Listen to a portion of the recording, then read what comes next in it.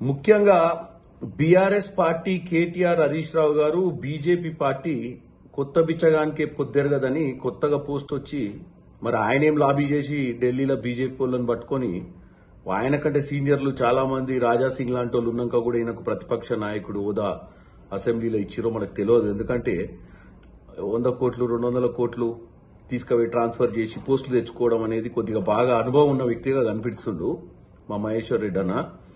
మహేశ్వర్ రెడ్డి అన్న కాంగ్రెస్ పార్టీ నుంచి ఆ పార్టీలకు పోయినావు, పీఆర్పీ నుంచి కాంగ్రెస్లకు వచ్చినావు. ఇప్పుడు అనవసరంగా వాళ్ళ దృష్టిని ఆకర్షించనికే భారతదేశంలో తెలంగాణ నుంచి మహేశ్వర్ రెడ్డి అనే మహానాయకుడిని గుర్తించాలని బీజేపీ వాళ్ళు అనుకోవాలని ఏది పడితే అది మాట్లాడి ఉత్తమ్ కుమార్ రెడ్డి అన్న లాంటి వ్యక్తిని యూ ట్యాక్స్ అని చెప్పి తర్వాత పౌర సరఫరాలలో నీకేమన్నా పనుందా ఉత్తమనతో చెప్పు అంతే తప్ప ప్రతి విషయాన్ని భూతద్దంలో పెట్టి ప్రజల్ని కన్ఫ్యూజ్ చేస్తూ కాంగ్రెస్ పార్టీ అధికారంలోకి వచ్చినప్పటి నుంచి సెక్రటేరియట్లో కూర్చొని 24 గంటలు పనిచేస్తున్న మంత్రులలో ఉత్తమన్న ఒక ఆయన.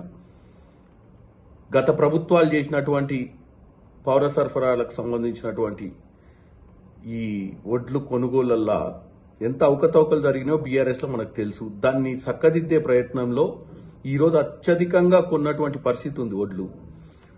ఈరోజు మీరు ప్రతిదాన్ని కన్ఫ్యూజ్ చేస్తూ యూ ట్యాక్స్ అని చెప్పి ఢిల్లీలో సీఎం పోస్టుకు ట్రై చేస్తుండని చెప్పి అసలు ఎందుకు రోజు మీడియా వాళ్ళు కనపడంగానే మీకేదో ఉత్సాహం వస్తున్నట్టు అనిపిస్తుంది.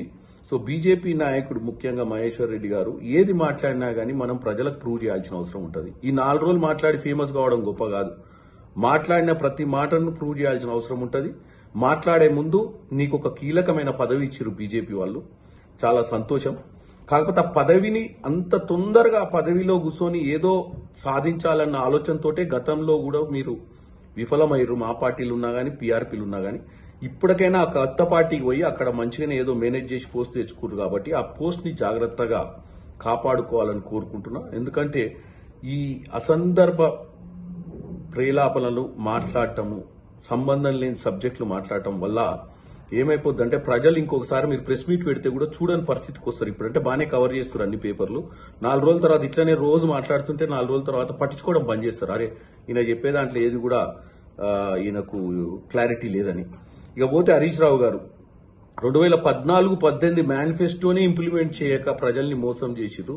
మీ అంత గొప్ప వాక్చాతుర్యం లేదు. మేము పనిచేసి కూడా ప్రజల మధ్యానికి పోయి చెప్పాల్సిన అవసరం లేదు, ప్రజలే మమ్మల్ని అర్థం చేసుకుంటారని చెప్పి ప్రతి విషయాన్ని మేము ప్రజల సంక్షేమం కోసం పనిచేస్తున్నారు మా మంత్రులు, మా ముఖ్యమంత్రి గారు అందరూ కూడా. 500 బోనస్ అనేది కానీ 6 పథకాలు అనేది కానీ క్లిస్టల్ క్లియర్ గా మేము ప్రజలకు మంచి చేయాలి, ఇచ్చినటువంటి గ్యారంటీలన్నీ ఫుల్ఫిల్ చేయాలన్న ఉద్దేశంతో ముందుకు పోతున్నాం. మేము రానున్న రోజులల్లా ప్రభుత్వము రాష్ట్రము మీరు చేసిన అప్పుల నుంచి బయటికి తీసుకురావని కొన్ని కార్యాచరణ తీస్తారు. వాటన్నిటి తప్పు అర్థాలు పెడర్థాలు తీసి ప్రజలకు మీరు విషబీజాలు నాటే ప్రయత్నం చేస్తున్నారు. ఆల్రెడీ ఇప్పుడు పార్లమెంట్లో 0, రేపు రానున్న లోకల్ బాడీలో కూడా 0. ఇవి తట్టుకోలేక మీకు అదృష్టవశాత్తు 2004లో కాంగ్రెస్ అలయన్స్ లో మంత్రి అయ్యి ఎమ్మెల్యే కాకనే మంత్రి అయిన హరీష్ రావుకి ఇప్పటి మటుకు పవర్ లేకుండా ఉండలేడు. బట్ 2004 నుంచి కూడా కంటిన్యూ పవర్ ని ఎంజాయ్ చేసినటువంటి హరీష్ రావు గారికి పవర్ లేక 150 రోజులలో నిద్ర పడతలేదు. నిద్ర పట్టక ఏం మాట్లాడుతుందో తెలుస్తలేదు. మీది కూడా ఏమైందంటే కొన్ని రోజుల తర్వాత మురిగే కుక్కలు కరవ అని తెరుస్తాయి. మీరు కూడా ఇట్లా మురిగితే కొన్ని రోజుల తర్వాత ప్రజలకు అర్థమైద్ది. మీకు మురిగి లాస్ట్కి ఏమైందంటే మీరు నిజంగానే ఎప్పుడన్నా మంచి నాయకత్వంతో మంచి ఆలోచనతో చెప్దామన్నా నమ్మలేని పరిస్థితికి ప్రజల్ని తీసుకొచ్చేటట్టు. ముఖ్యమంత్రి రేవంత్ రెడ్డి గారు గతంలోనే చెప్పారు, మంచి అపోజిషన్ ఉంది మీది, ఒక 6 నెలలు ఓపిక పట్టండి, 1 సంవత్సరం ఓపిక పట్టండి, సంవత్సరం తర్వాత ప్రజల ముందుకు వచ్చి మా పాలన మీద మాట్లాడండి. అరే నిద్రనే పడతలేదు.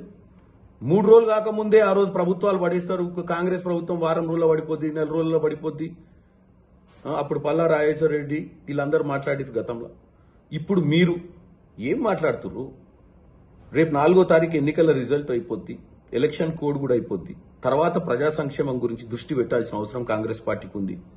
మీరు ఒక మంచి అపోజిషన్ పాత్రలో మీరు కేటీఆర్ గారు హరీష్ రావు గారు అలాగే బీజేపీ నాయకులు మహేశ్వర్ రెడ్డి గారు ఇంకా కిషన్ రెడ్డి గారు ఎవరైనా సరే మంచి అపోజిషన్ రోల్ ప్లే చేసి ఒక రోల్ మోడల్ గా ఉండి తెలంగాణ తెచ్చుకున్న 10 ఏళ్లు ఆగమైపోయినాం. ఇప్పటికైనా మా ప్రభుత్వాన్ని మంచి చేసినప్పుడు సమర్థిస్తూ తప్పు చేసినప్పుడు ఎండగట్టే విధానంగా ముందుకు పోవాలని కోరుకుంటున్నా. తెలంగాణ ప్రజలు ఇప్పటికే విసిగిపోయిర్రు. ఈ తప్పుడు ప్రచారాలతోటి మంచి ఏందో చెడేందో తెలియని పరిస్థితికి వాళ్ళని తీసుకురాకండి. ప్రజలు కూడా వినొద్దని కోరుకుంటున్నా. మా మీద నమ్మకం ఉంచండి. మాకు కొంచెం సమయం ఇచ్చి 6 నెలల సంవత్సరంలో మేము అన్నింటినీ కూడా నెరవేర్చే ప్రయత్నం చేస్తామని తెలియజేస్తున్నాం.